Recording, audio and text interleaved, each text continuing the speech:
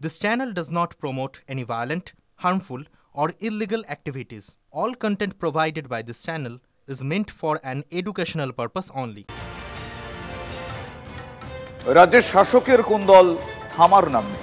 জমি দখল ঘিরে এবার বীরভূমে তৃণমূলের অন্তর্দ্বন্দ্ব প্রকাশ্যে চলে আসে। সাঁইথিয়ায় ৬৬ বিঘা জমি নিয়ে একটা জটিল পরিস্থিতির সৃষ্টি হয়।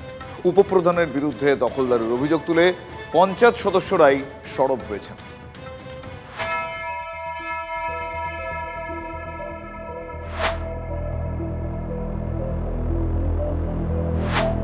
বীরভূমের সাঁইথিয়ার বনগ্রাম পঞ্চায়েত। এখানকার ৬৬ বিঘা সরকারি জমি ঘিরে প্রকাশ্যে তৃণমূলের অন্তর্দ্বন্দ্ব। অভিযোগ, এই ৬৬ বিঘা জমি দখল করে রেখেছেন উপপ্রধান তুষারকান্তি মণ্ডল। এতেই ক্ষুব্ধ পঞ্চায়েতের সদস্যরা। উপপ্রধানের বিরুদ্ধে জেলা পরিষদের সভাধিপতির কাছে স্মারকলিপি জমা দিলেন তারা। অভিযোগ, এর আগে জেলা শাসককেও জানিয়েছিলেন, কিন্তু কোনো কাজের কাজ হয়নি। আজ দীর্ঘদিন ধরে আমাদের বনগ্রাম পঞ্চায়েতের উপপ্রধান, বিগত দিনে প্রধান ছিল, এখন বর্তমানে উপপ্রধান, আমাদের প্রায় ৬৬ বিঘে সরকারি জমি অধিগ্রহণে বসে আছে, যেগুলো গরিব মানুষের প্রাপ্য। সেই জমিগুলো দখল করে রেখেছে। আমরা দুর্নীতির বিরুদ্ধে আজকে প্রতিবাদ জানাতে এসেছি। তার আগেও আমরা ২ বছর আগে ডিএমকে একটা ডেপুটেশন দিয়েছিলাম এবং লিখিত জমা দিয়েছিলাম তাদের। এই বিষয়ে ক্যামেরার সামনে মুখ খুলতে রাজি হননি অভিযুক্ত উপপ্রধান। তার দাবি, তিনি কোনো জমি দখল করেননি, তার কাছে জমির সমস্ত নথি রয়েছে। পঞ্চায়েতে শাসক দলের এই দ্বন্দ্ব প্রকাশ্যে আসতেই খোঁচা দিতে শুরু করেছেন বিরোধীরা। তৃণমূলে মুষল পর্ব শুরু হয়েছে, একে অপরের বিরুদ্ধে নেমে পড়েছেন। এবং এই যে জমি দখল, এই ৬৬ বিঘা জমি তো আর একদিনে দখল হয়নি। গত ১৩ বছর ধরে তিল তিল করে উপপ্রধান এই জমি দখল করেছে। এখন বাইরে এসছে, মারামারি খুনোখুনি হবে, পিঠে ভাগের কাহিনী। পিঠের ভাগ যিনি পাচ্ছেন না, এখন পিঠে যিনি খাচ্ছেন তার বিরুদ্ধে সরব হচ্ছে। সরকারি খাস জমি দখলমুক্ত করার নির্দেশ দিয়েছিলেন মুখ্যমন্ত্রী। দলের নিচুতলার কর্মীদের একাংশ কি সেটা শুনতে পাচ্ছেন না? নয়তো জমি দখল নিয়ে বারবার শাসকের কোন্দলই কেন সামনে আসছে? বীরভূম থেকে হিমাদ্রি মণ্ডলের রিপোর্ট, TV9 বাংলা।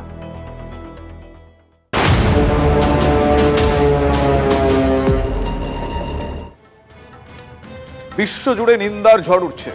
এবার বাংলাদেশ সরকারের মুখোশ খুলে দিল বাংলাদেশের মানবাধিকার সংগঠনে। হিন্দুদের ওপর অত্যাচারের ভয়ঙ্কর একটা রিপোর্ট জমা দিয়েছে বাংলাদেশের human rights support society. Yunus সরকারের আমলে দেশে মানবাধিকার পরিস্থিতি সার্বিকভাবে উদ্বেগজনক। সেই রিপোর্টে এমনটাই উল্লেখ রয়েছে। এবার কি নোবেল শান্তি প্রাপকের একটু হলেও লজ্জা হবে? পদ্মাপাড়ে হিন্দুদের বাড়ি চলছে, ধর্মীয় স্থানে অবাধে হামলা চলছে,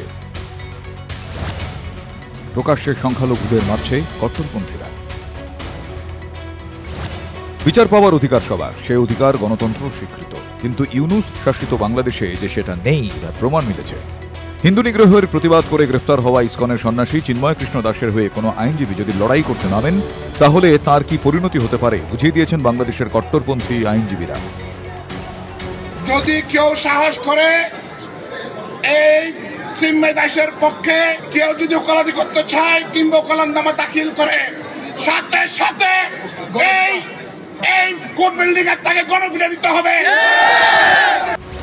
এটাই কি বাংলাদেশের আইনের শাসনের নমুনা? এত কিছুর পরেও মঙ্গলবার ইউনূস সরকারের পররাষ্ট্র উপদেষ্টা দাবি করেছিলেন বাংলাদেশ নিয়ে সবই রটনা।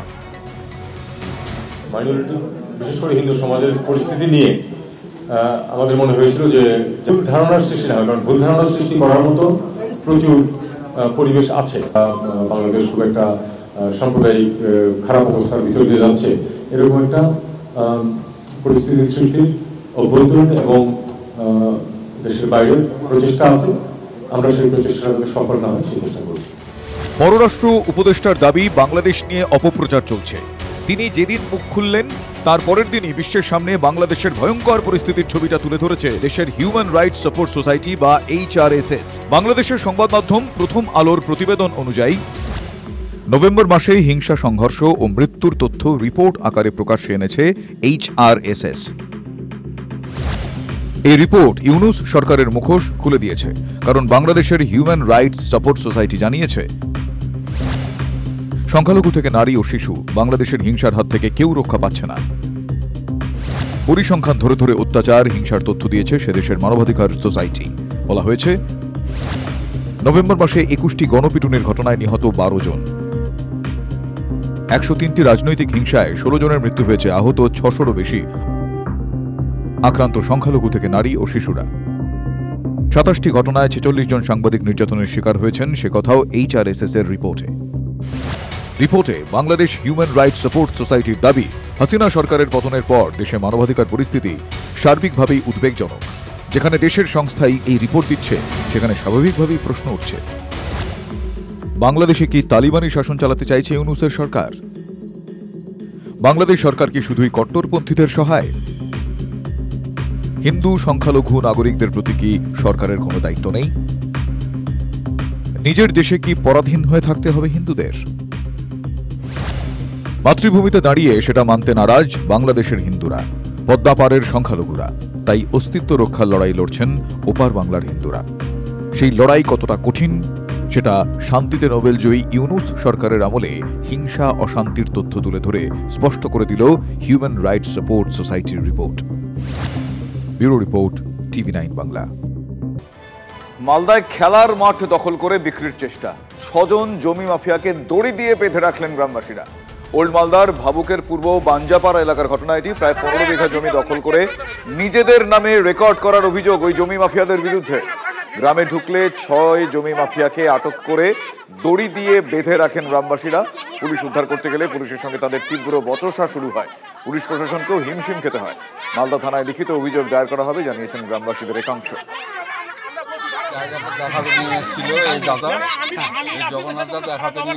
কোন জায়গা? গ্রামবাসী তো বলছে মাঠ নাকি।